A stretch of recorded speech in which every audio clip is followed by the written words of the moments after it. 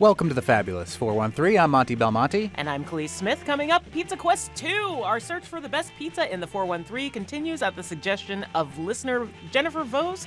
We'll go to Family Pizzeria Europa in Springfield. Oh, I'd go to Family Pizzeria Springfield in Europa, too, if that was an option. If that were an option, Yeah. we would go. And we'll talk with Kristen van Ginhoven about Wham!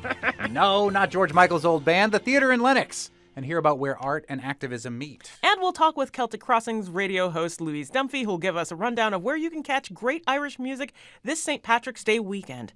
But first... Every Thursday, we're joined by U.S. Congressman from the 2nd Congressional District of Massachusetts, the ranking member on the Rules Committee, U.S. Congressman from Worcester, Massachusetts, Jim McGovern, a segment we like to call McGoverning with McGovern. You can always send your questions for the Congressman at thefab413 at nepm.org or text them at 800-639-9120.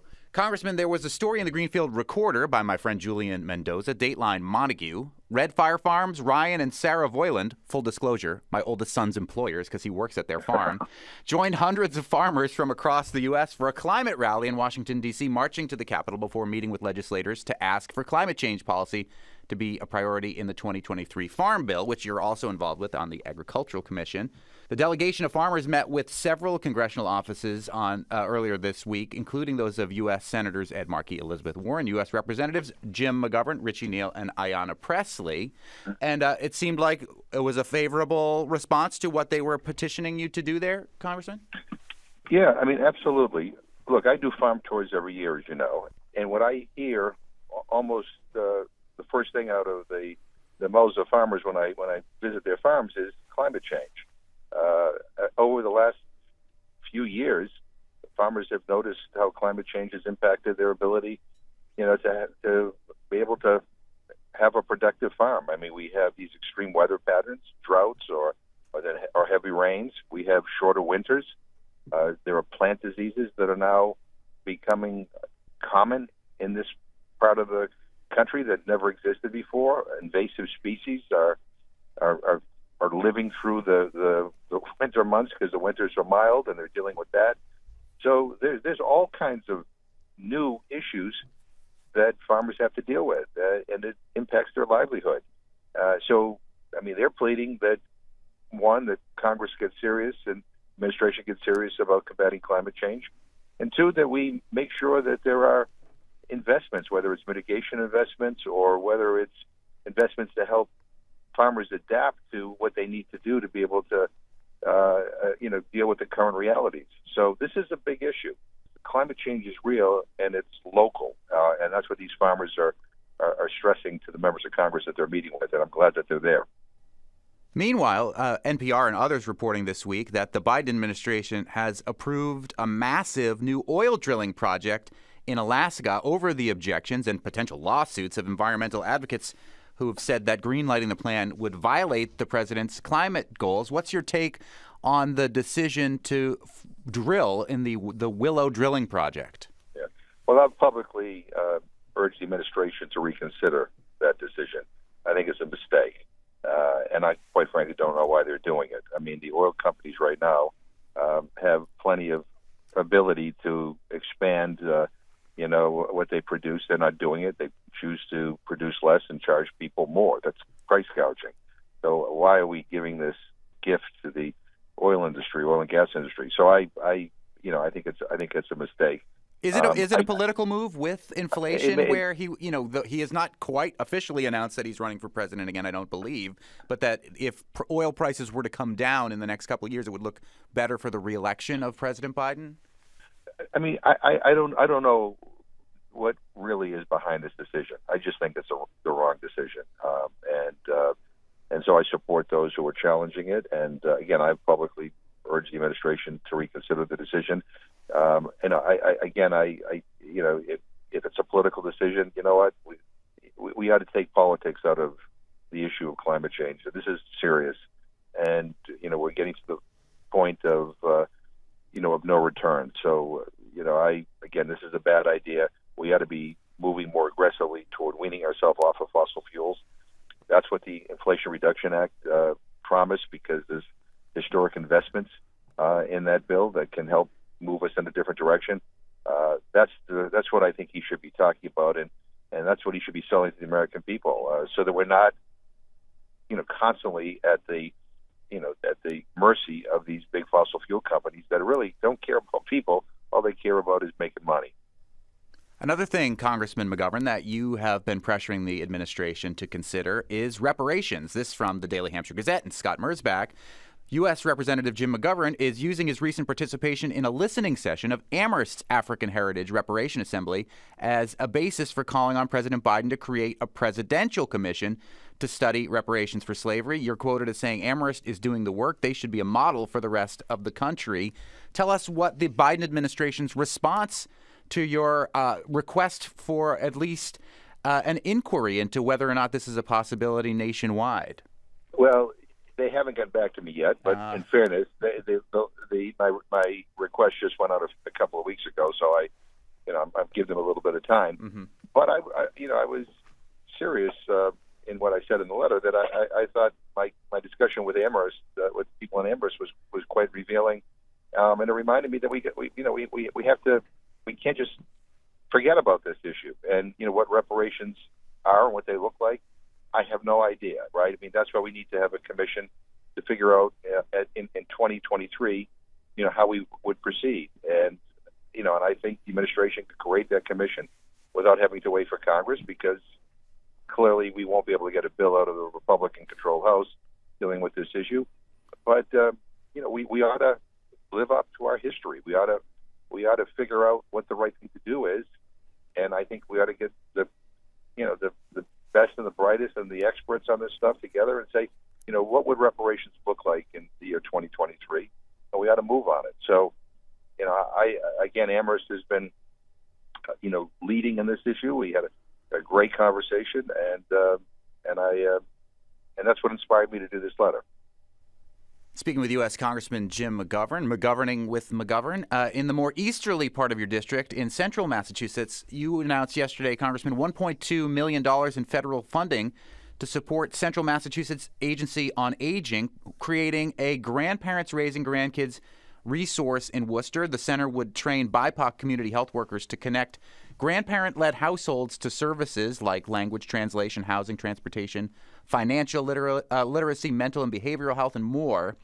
Is this a particularly pronounced issue in Worcester? A dear friend of mine wrote a book about being raised by his grandparents, a graphic novel, Jarrett J. Krasowska, who now lives in Florence, about being raised by his grandparents in Worcester. Is this a particularly pronounced Worcester problem, or are there other such agencies in other parts of your district or the country that you know about? Well, it's a problem all over the state and a problem all over the country. I should tell you, we didn't really announce it yesterday because the snowstorm postponed it. But nonetheless, it is there. Look, for a whole bunch of reasons, right? We see situations where grandparents are raising grandchildren, and it's complicated because grandparents may be living in senior housing that doesn't allow for younger people to also live in that same housing, and so we have to address the issue of how we find affordable housing for these families. Also, just the dealing with school systems, healthcare, and all these other programs that can aid parents who are raising their children, but don't necessarily translate to grandparents raising their children. Mm-hmm. And so there needs to be a central system, if you will, to help aid grandparents to figure all this out. And there also needs to be, appropriate investments in housing that can accommodate grandparents raising grandchildren. And, we just got an earmark for such a project in Athol, which will be up and running in the not-too-distant future. But this is an issue all over the country, and it's something that we need to focus more attention on because it's complicated. And is this modeled after other agencies doing the same thing elsewhere?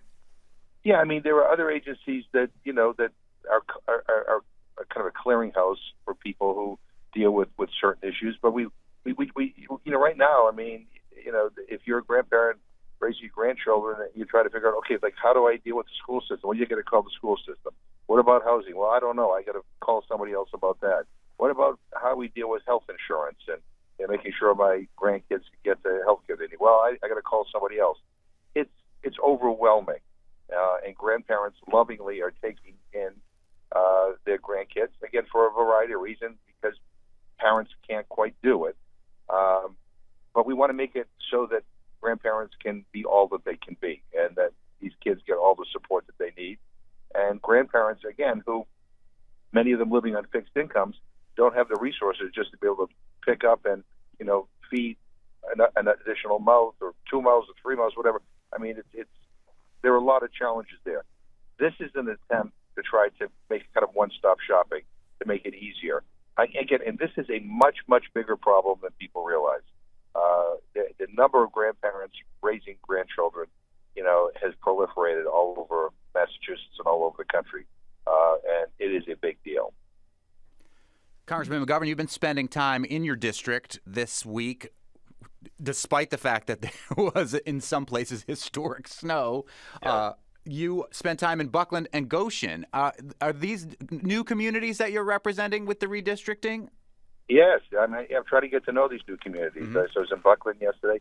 We were supposed to go to Shelburne, but the power was out, so we had to skip that. Uh-huh. And then we went to Goshen. Almost didn't make it because a number of the roads weren't plowed and couldn't get there, and there were wires down. But we made it. We were 40 minutes late, but we ended up making it. And I'm on my way to West Hampton, and we're going to Chesterfield, Williamsburg. Your aide Kobe telling you everywhere you'll be going today. Kobe, I just got up. But anyway, but anyway, I'm trying to get to know these new communities. And one of the things I am learning, and again, is that these rural hill towns really are amazing places, but have not been given adequate support by the state or the federal government. I mean, in many respects, are on their own. And I commend Maura Healey for appointing a special position to deal with rural communities. But people, they need help now. I mean, people, everything from fire trucks to ambulances to their meeting places are in disrepair, to garages to be able to house the plows and other equipment for the town. I mean, there is a real need to focus on these rural, smaller towns. Is that something that the federal government can intervene on? I mean, when you're talking about the roads being plowed, that's a municipal issue largely, and fire trucks and things like that oftentimes fall under the umbrella of taxes municipally or maybe state. Right. But is the federal government, where you are spending your time representing them, able to assist in those things? Yeah, absolutely. I mean, you're right. I mean, fire departments are primarily a local issue, but we have a federal program called the Assistance to Firefighters Grant that helps with everything from personnel to equipment to fire trucks. So we need to make those connections.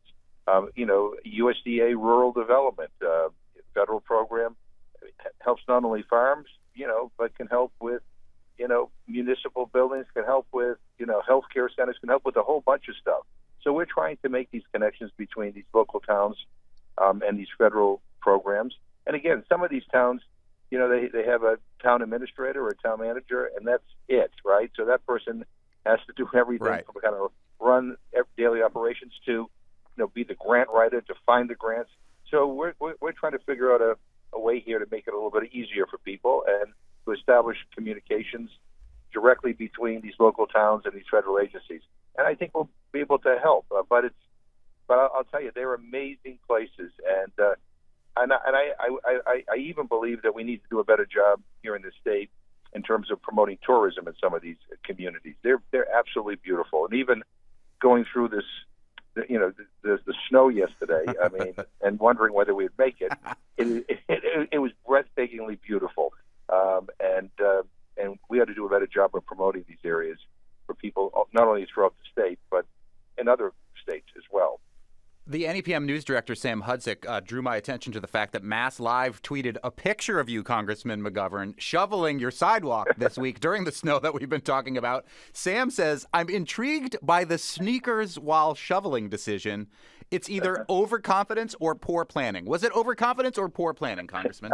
Poor planning. Okay. Poor planning. Yeah, no, I joke. My wife wanted me to have a heart attack. That's why she had me out snowing. Uh-huh. But we don't have a snow blower because we don't have a garage in our house in Worcester.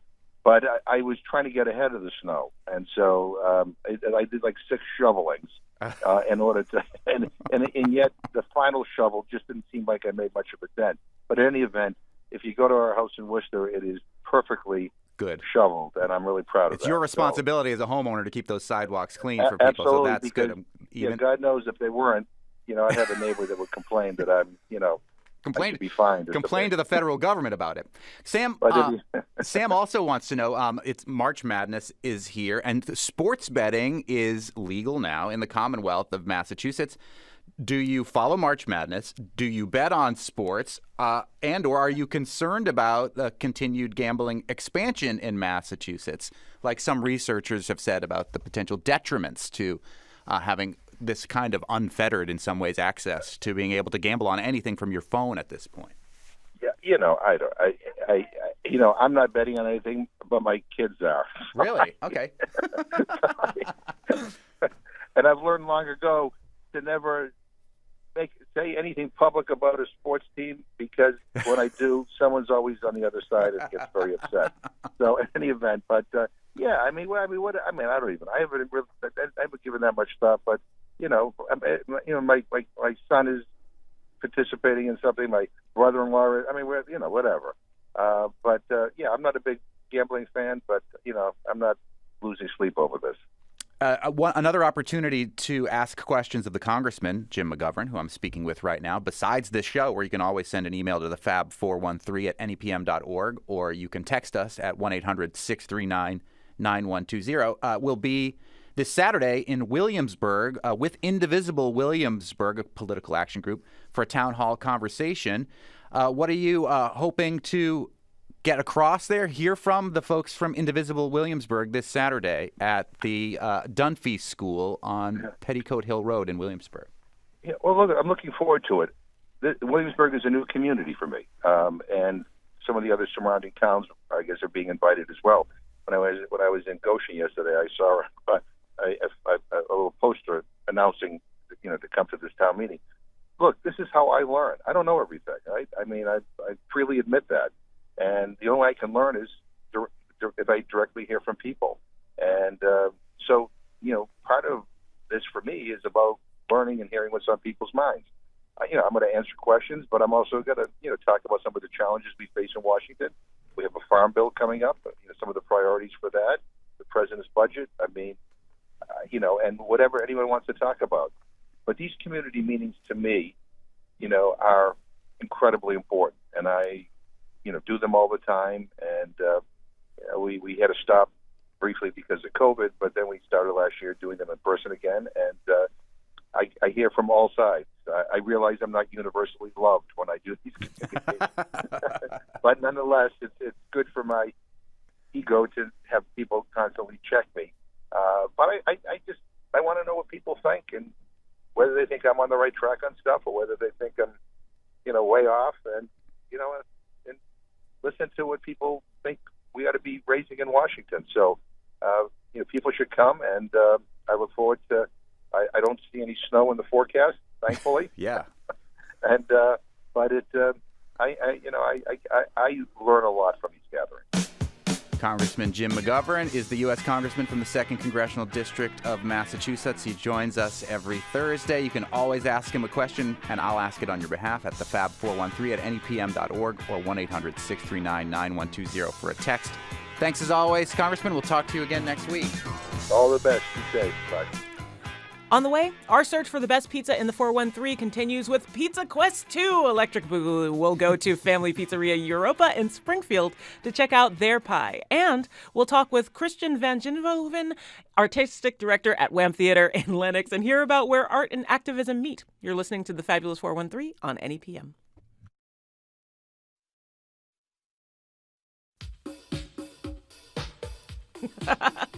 Welcome back to the Fabulous 413. The mission statement of Lennox's Wham Theater, an acronym for Where Arts and Activism Meet, states that Wham engages the community by producing theatrical events for everyone, with a focus on women theater artists and or stories of women and girls, by donating a portion of proceeds from those theatrical events to organizations that work to benefit the lives of women and girls in our communities and worldwide. Tickets are now available for their spring main stage production, What the Constitution Means to Me, a co-production with the Berkshire Theater Group.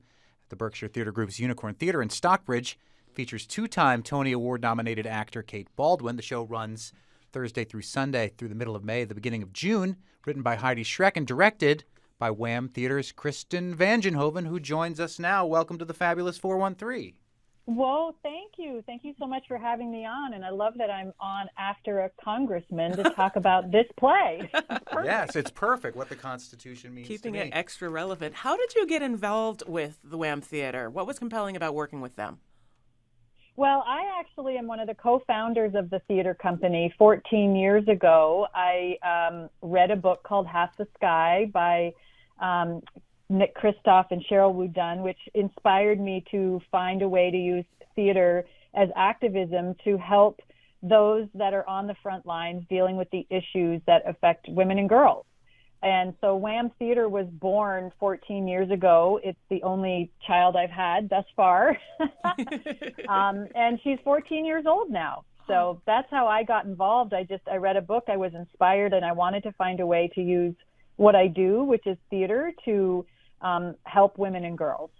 She's a beautiful team with her own visions and her own self-identity, which is pretty cool.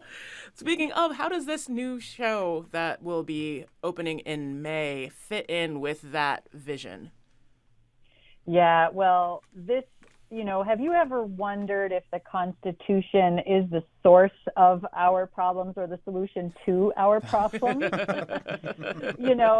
Certainly as women, we've seen over the pandemic and with the Dobbs decision that any rights that we do have seemed to be going backwards. And when this document was built, so many people were left out, including women. Of all races, of all abilities, of all classes, of all sexualities, and so this play was done on Broadway, was a huge hit after a very long development period, and it hasn't been available to be produced anywhere outside of New York City until a few months ago. Our associate artistic director, Talia Kingston, got an email from the rights company saying that the rights were now available, and that was at 9 a.m. and by 10 a.m. we had put in for the rights. Nicely done. Go to the front of the line. Exactly. You can just go ahead. Oh no, you can just request things. Had you put in a request early on that, like, if that show became available, you were really interested? Exactly. Ever since we saw it, it's written by a middle-aged white woman, and there are so few plays that feature middle-aged women, white or otherwise. So that was something that we really related to, and we know that our audience relates to. And then it shares the story of how Heidi, who was the original playwright and the original performer, how she earned her college tuition by winning constitutional debate competitions across the U.S. And when she becomes middle-aged, she's having a bit of a conflict with herself about, why did she love this document so much when it didn't even give her any rights. It erased her completely. So in the first part of the play, she is addressing that conflict within herself. And in the second part of the play, she invites a 15-year-old student of color, female identifying student of color, to come on stage and have a live debate with her. And the question is, should we abolish the Constitution or not? And this 15-year-old, student who represents our future, and this middle-aged woman have this live debate. We don't know who is debating for or against. They toss a coin, and the audience finds out that night. And then the audience, gets to decide basically who won the debate. And so if anybody has ever wondered about this or has been, dealing with the conflicts inherent in this founding document, this is the play for them. We're speaking with the director of Wham Theater in Stockbridge, Kristen Van Ginhoven, about the new season coming up and the play What the Constitution Means to Me. How is it going to look at Wham in a co-production with the Berkshire Theater Company. And have you been reaching out to local debate teams in the area to get incorporated into this production? Oh, great question. I actually go from this radio show to our callbacks for that role Aha. for the 15-year-old. And we have done so much outreach. We actually reached out to Tony Dunn about As Schools Who? Match With. No, I'm just kidding. He's our director and the director of a Schools Match With. It's the longest-running kids quiz show in the country, we believe. Yes, and we asked if there were students that had been on that, and we connected to those coaches. We've connected to debate coaches. To Berkshire Theater Group has an extensive connection to the school communities here. So we did a lot of outreach, and we have 6 extraordinary young folks that are coming to audition and do their callbacks with us, and we'll cast out of that. So it's very exciting. We have these young women whose parents or guardians or grandparents are driving them to the audition, and they're like, everyone says this is me. I have this conversation all the time.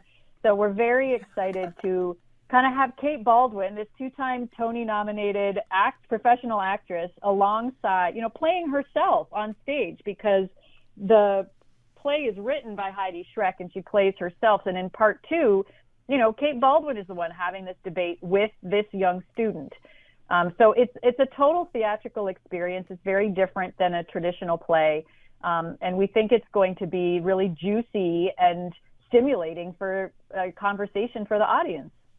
This is not the only time that you work with younger thespians. Yeah, sure. We'll get into the vocab. Why not? Younger actors. You have a teen ensemble, an elder ensemble, and a POC ensemble. What do those bring to your company? Oh my gosh. I mean, just like very new perspectives, and different perspectives, and ensuring that, if we say that we are a company that is uplifting and affirming the stories of women and girls, that we're really consciously being thoughtful and intentional about what stories we're telling. And the truth is, in the first 10 years, we told a lot of white stories, right? And so now in our second decade, we've begun to redress that balance and ensure we're telling intergenerational stories, intersectional stories.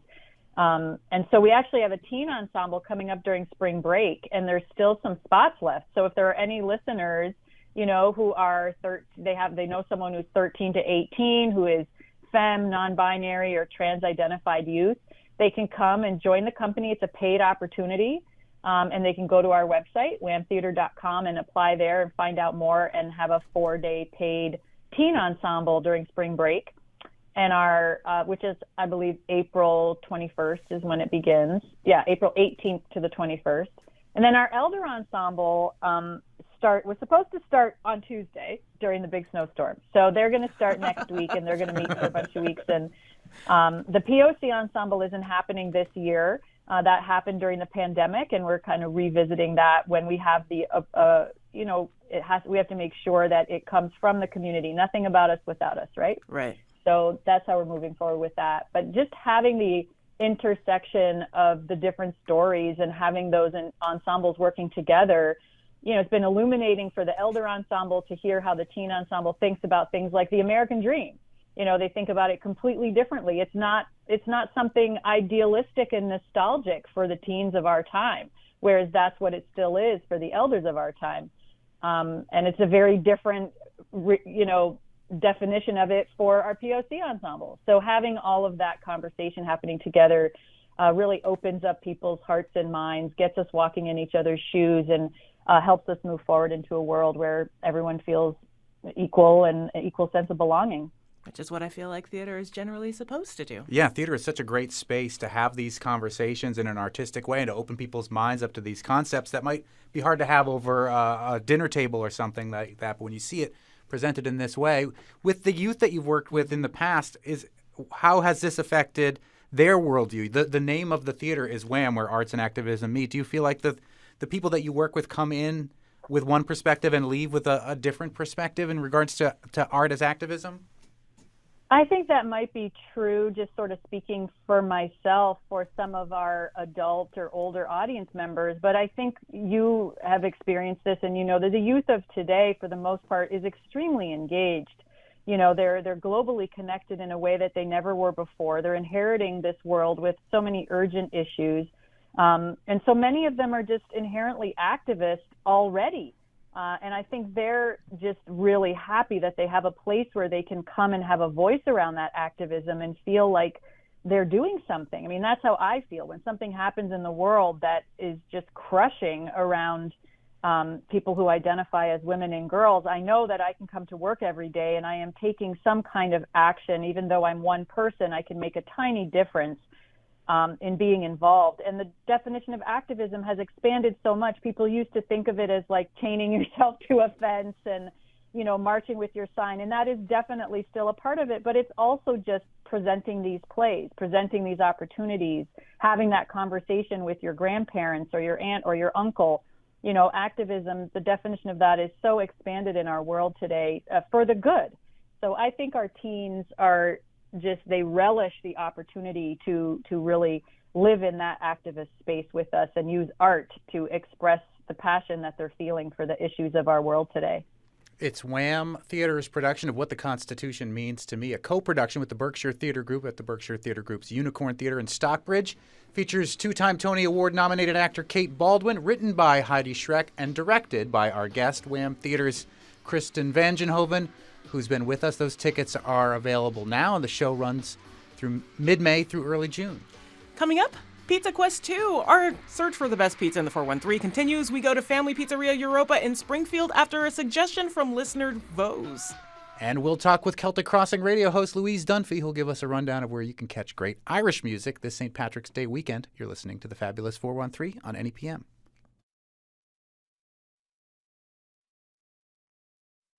What's the name of that book again? It's the modernist pizza. Oh, yeah. It's like $400. Yeah, Susie gave it to me. Yeah, right. But it's like also like 600, like Pizza for 800 $400? It's gigantic. It's a book about pizza. It's like multiple books. The guy's the guy who does these is I think he cashed out of Microsoft with millions and millions of dollars, and this is his Makes passion cookbooks project. now. Yeah, he makes really elaborate cookbooks that do deep dives into every little molecular detail about pizza, and he's super into photography and prides himself on all his photos are not photoshopped. So if you see some really wild picture in there of like a pizza shaped like Italy, that's a real pizza that they made and baked.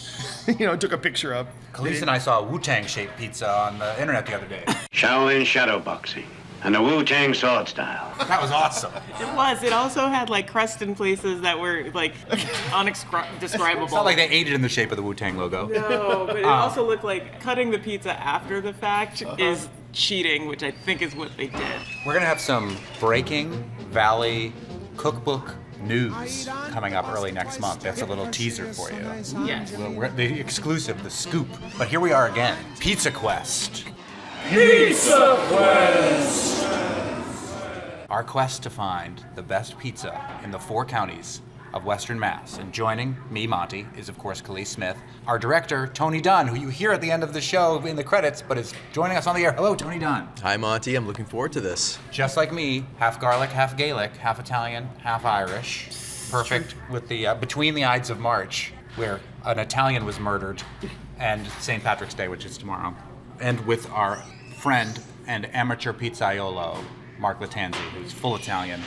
Full Italian, and by the way, March 18th is St. Joseph's Day. So There we go. There we go. All right, and so we were suggested the place that we're eating Pizza Quest 2, Family Pizzeria Europa on Sumner Ave, right across from the Bing in Springfield near the X. Jennifer Vose sent us an email saying, "Hello, love the show. It's, well, fabulous. I tend to miss the middle because of picking up our son from school, but I've caught what I can, and I think it's just great. Admittedly, I'm sad to be missing an hour of music, but if anything's going to take its place, the fabulous 413 feels good. Best pizza?" Which is the question we asked, and we ask of you, which you can answer us at the Fab413 at nepm.org or 1-800-639-9120 via text. Jennifer says, "Our favorite is Family Pizza Europa on Sumner Ave in Springfield. We love Red Rose too, but Family tends to be a bit more convenient for us. We've grown quite fond of it, so perhaps you can consider them in your quest for best pizza in the area. Thanks for all you do. Your friends Jen, Dave, Gilbert, and Daisy Vose, Springfield, Mass." And this is the point where we mentioned that the Yankee Sippa from State Street also recommended this place. Oh, cool. As did Elizabeth Roman from the NEPM newsroom. And hopefully we have enough to bring back to her. I was trying to advocate for the large, which was a square shape, but we want a triangle shape. And also, we discredited the square-shaped pizza in the first episode. We're not going back on those words. We might have to,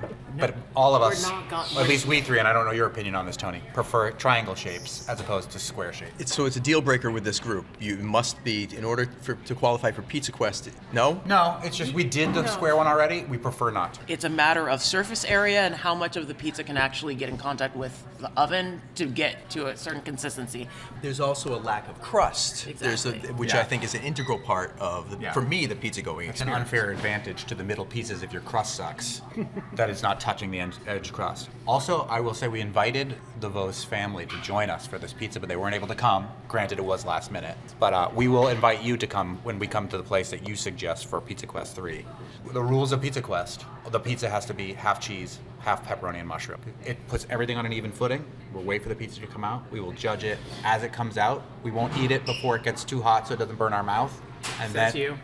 And then we will see how it holds up as it gets colder on the counter. And then we'll ultimately, hopefully, give a slice to Liz Roman in the news department and get her opinion There's on not it. going to be enough left. There's 14 slices. I'm going to save her one. Pizza Quest 1 was at Red Rose in Springfield, where the decor is incredible. It's like There's a lot of chandeliers in that place. Yeah, right. And let's talk a little bit about the decor here at Pizzeria Family Europa. Lots of classic Italian mobster movies, photos on the wall.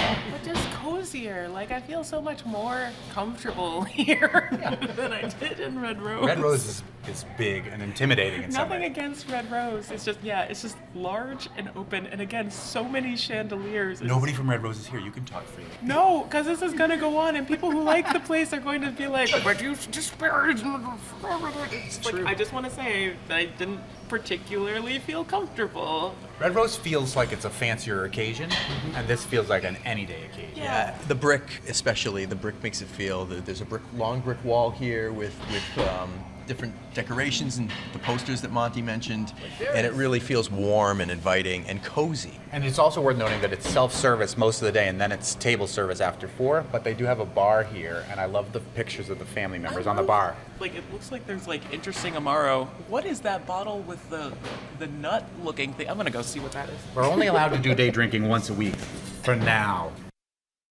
Turns out they got it in squares anyway.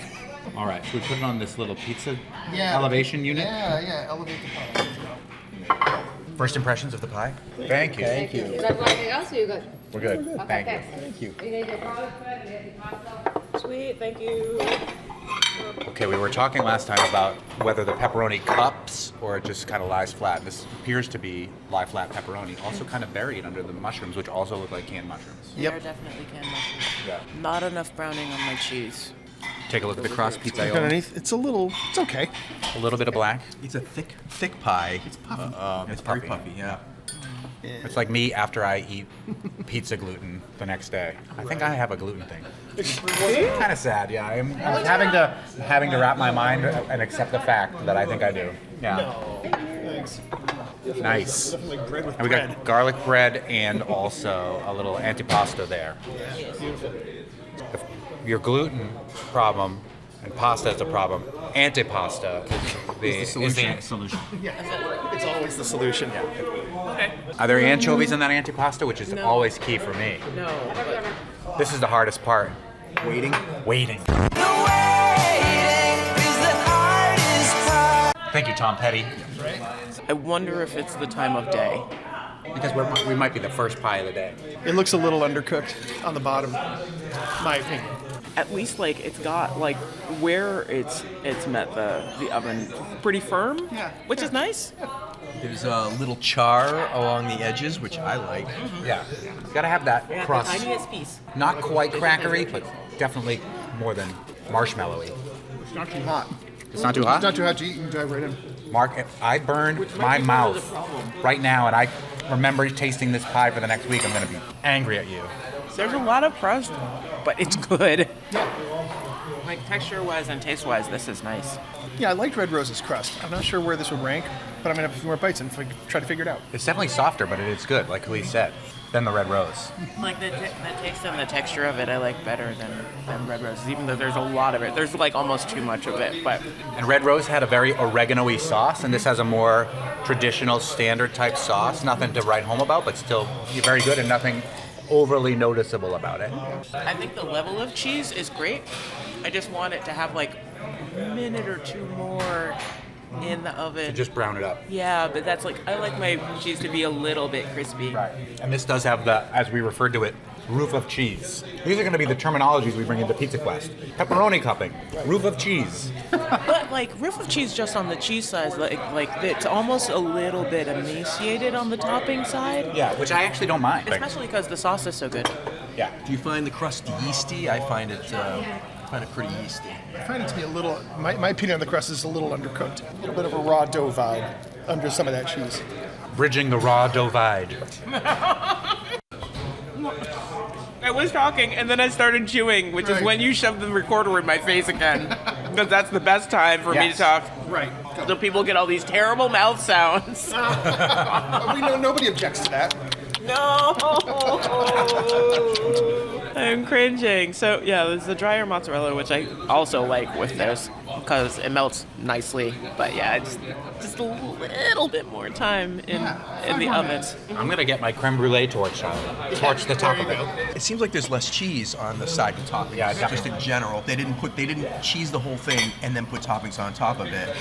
It seems like the other half, they put toppings on and then cheese. I can see the cheese melty on top of the. How's the garlic bread? Good. It's got real garlic. You made your own little stromboli there. Got and some put hot peppers. Some antipasta in the garlic bread. Yeah, it's great. Garlic bread is real nice. Eat it with someone you trust or love because this garlic is gonna stay with you. It's not a complaint. I love the garlic bread.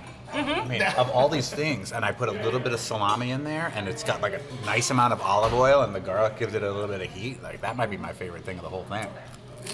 Get the garlic bread. Yeah, that's right. Keeps the vampires away. The Gaelic bread. That's tomorrow on the show. After further crust investigation, our amateur pizzaiolo from Montague, Mark Latanzi, has found out why maybe there isn't enough char on the bottom of the crust and why it's a little bit undercooked. They're baking it on a screen. You can see the texture in the bottom of the crust. Yeah. So there's pros and cons on that. The main con is you don't get the direct oven contact, which may mean things get a little undercooked. What's your philosophy of pizza stones? Well, I use a pizza steel now in all my pizza baking. The thing just rips. It gets you a better crust at a lower temperature. So if your home oven doesn't get up to 550, you can still have a stone in there and get a really nice leoparding on the bottom of your crust. It's a great invention, and everyone who likes to make pizza at home should get one. Real fast. But what's a pizza steel versus a pizza stone? Same thing, just a sheet of steel instead of a ceramic. You think that's better than the stone? Yeah, it works faster. It maintains a much higher, more consistent heat because it's a giant slab of metal. And we all want to be more metal. Yeah. Especially Tony Dunn. Rock on. Excellent! Tony Dunn's a big metalhead. Steve Vai, electric guitar thrasher. Yes, I am. Okay, Pizza Quest 2. Family Pizzeria Europa, Sumner Ave, Springfield. Final thoughts. Our show director, Tony Dunn. It was enjoyable. I liked it. Certainly would come back again. No complaints. I like the sauce a lot. The sauce was salty. It wasn't sweet. I personally can't abide sweet pizza sauces, so I love that. Let me tell you about Iowa. Oh boy.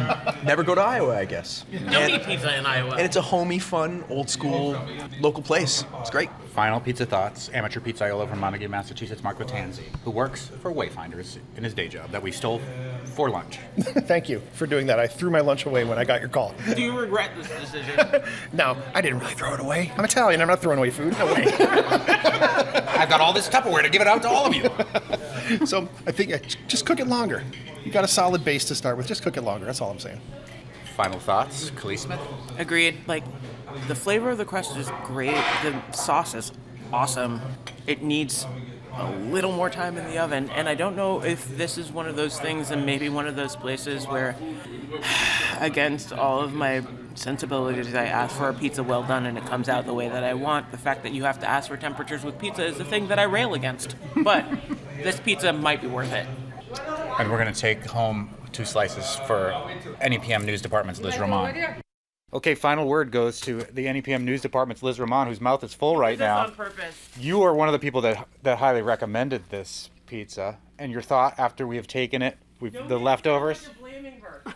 I think it's just as good as it would have been fresh. I love their pizza. They're my favorite pizza place in Springfield, hands down. All right. What is it about it that you like? I like the service. I like the quality of the product. I think the crust is perfection. It's just crunchy enough. It holds up the meat and the sauce and the cheese really well. It doesn't get flimsy on you. So I really appreciate that. And they're generous with toppings, which I like too. All right. You heard it from the NEPM News Department's Liz Ramon. Pizza Quest 2, Family Pizzeria Europa in Springfield, decimated. Do you have a suggestion for where our next location in our search for the best pizza in the 4 counties of Western Mass should be? Let us know. Tell us your pizza secrets. Email the fab413@nepm.org or text 1-800-639-9120. Coming up, where to find the best Celtic music for your St. Patrick's Day weekend with Louise Dunphy from Celtic Crossings Radio. You're listening to the Fabulous 413 on NEPM.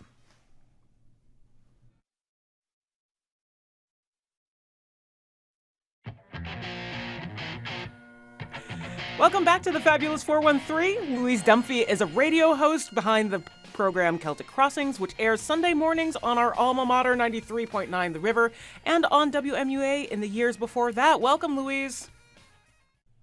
Oh. Well, I can't tell you how delighted I am to be with you today.